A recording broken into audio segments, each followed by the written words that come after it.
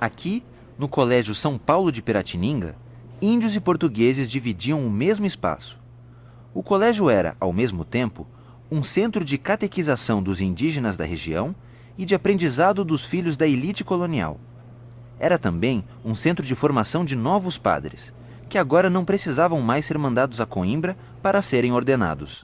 Bate o sino, pequenino, sino de Belém, já nasceu Deus menino para o nosso bem. É uma música de tradição cristã que fala sobre o sino, que anuncia o nascimento do menino Deus. Evangelizar é a missão. A educação é um meio para chegar a esse fim, né? Então, se o colégio deixa a proposta da evangelização de lado, ele descaracteriza-se como colégio jesuíta, como esse próprio nome diz, companhia para evangelizar o mundo, né? É característico deles entrar na cultura, conhecer a cultura, conhecer os valores daquela cultura, para poder aí introduzir os valores cristãos. Para transmitir esses valores por meio da educação, os colégios jesuíticos utilizavam um método pedagógico que era organizado num conjunto de normas, chamado Ratio Studiorum. É justamente o conjunto dos preceitos estabelecidos por Santo Inácio, depois foi reformados algumas vezes, que determinavam a forma da educação jesuítica.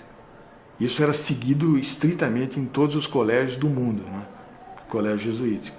Eles têm indicações gerais desses estudos, né, de base, estudos gramaticais, estudos, digamos, de poética, estudos de retórica, sobretudo, que é nuclear, decisivo, né, um estudo de retórica, com muita prática oratória, e baseado, sobretudo, num conceito fundamental que é o de emulação. O princípio da educação jesuítica é que, através da competição, você podia traduzir emulação por competição, mas não uma competição pela competição, uma competição com vista a uma superação, digamos, de si mesmo e dos modelos que informam a educação. O site do Grupo de Estudos e Pesquisas História, Sociedade e Educação no Brasil, da Faculdade de Educação da Unicamp, também define o que é a Ratio Studiorum, um conjunto de normas criado para regulamentar o ensino nos colégios jesuíticos. Sua primeira edição, de 1599, além de sustentar a educação jesuítica, ganhou status de norma para toda a Companhia de Jesus. A Companhia de Jesus percebeu muito cedo, e mais cedo do que todas as outras ordens religiosas existentes na cristandade, que a transmissão das experiências de evangelização nos mais diversos locais era um instrumento de formação extremamente importante.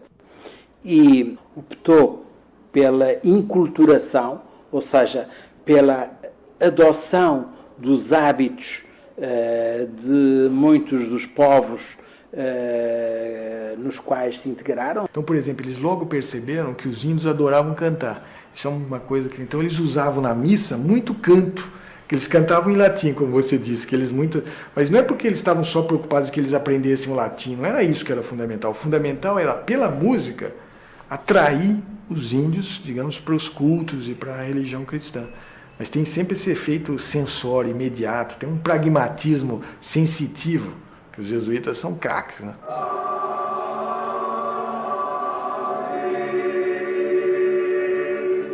Outra batalha que os jesuítas enfrentaram, além de terem de convencer os europeus de que os índios eram gente, foi a dificuldade da conversão do indígena ao cristianismo.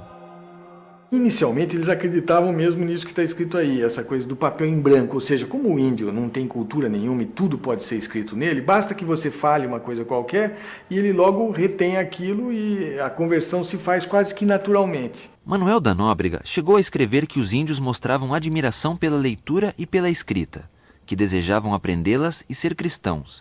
Ele solicita ao rei de Portugal ainda mais missionários e reafirma que não há necessidade de que eles sejam homens letrados, porque os índios são papel em branco, em que se pode facilmente escrever e divulgar o Criador. Mas será que tudo poderia ser escrito tão facilmente assim? O próprio Manuel da Nóbrega parece mudar de ideia. Mais uma vez, ouça o que ele escreveu no Diálogo sobre a Conversão do Gentio. Sabeis qual é a maior dificuldade que lhes acho? Serem tão fáceis de disserem a tudo sim ou pá, ou como vós quiserdes, tudo aprovam logo, e com a mesma facilidade com que dizem pá, dizem Aini. A mais importante aqui é essa ideia a dificuldade da excessiva facilidade, em que ele vai dizendo sim a tudo, vai fazendo tudo, mas nada lhe entra verdadeiramente no coração, né? Essa falta de resistência que, de fato, nunca não é aprendizado verdadeiro. Se quiser fazer um contraponto assim com uma outra imagem famosa, muito posterior, de cento e tantos anos depois, o Padre Vieira, numa das mais célebres imagens que ele faz do índio brasileiro, ele diz que o índio brasileiro é como uma estátua de murta. Você faz um desenho rápido nela, essas estátuas, nessas plantas que você desenha rápido, a figura de um homem, por exemplo. Mas basta que chova um pouco para que logo aquilo se desfigure tudo. A exposição que nós temos aqui é uma exposição sobre o Padre Antônio Vieira, que eu mencionei para vocês. É uma comemoração dos 400 anos do nascimento do Padre Antônio Vieira. Tá legal? E fala sobre suas obras, sobre os sermões que ele escreveu e sobre a importância da escrita e da obra do Padre Antônio Vieira. Mestre em artes, o Padre Antônio Vieira veio ao Brasil aos 6 anos de idade, onde estudou em casa com sua mãe e mais tarde no Colégio Jesuíta da Bahia. O Padre Vieira foi um dos jesuítas que mais escreveu cartas sobre a experiência dos missionários no Brasil colônia. Existem hoje catalogadas mais de 750 cartas de sua autoria. 750 cartas? Por que os jesuítas se correspondiam tanto assim? Perceberam que a transmissão de experiências era extremamente importante e adotaram um sistema absolutamente inovador, que era a obrigatoriedade de cada província redigir pelo menos anualmente, daí as chamadas cartas ânuas, a síntese das atividades que tinha desenvolvido ao longo de um ano.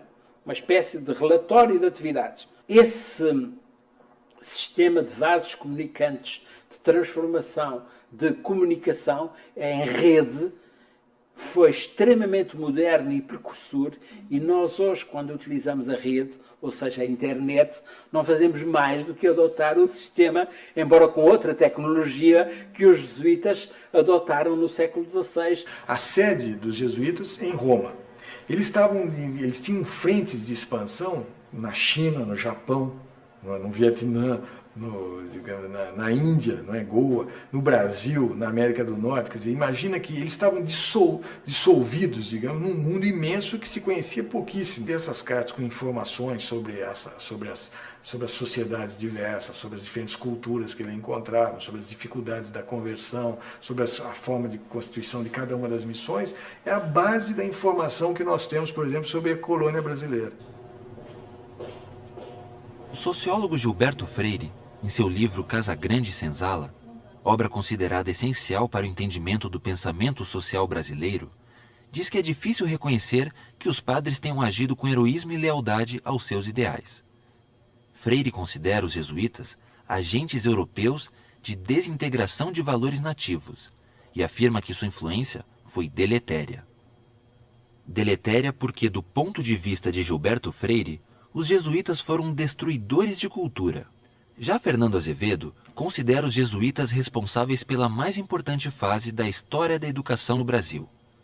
No seu livro A Formação da Cultura Brasileira, Azevedo diz assim: a vinda dos padres jesuítas, em 1549, não só marca o início da história da educação no Brasil, mas inaugura a primeira fase, a mais longa dessa história, e certamente a mais importante pelo vulto da obra realizada, e sobretudo pelas consequências que dela resultaram para a nossa cultura e civilização.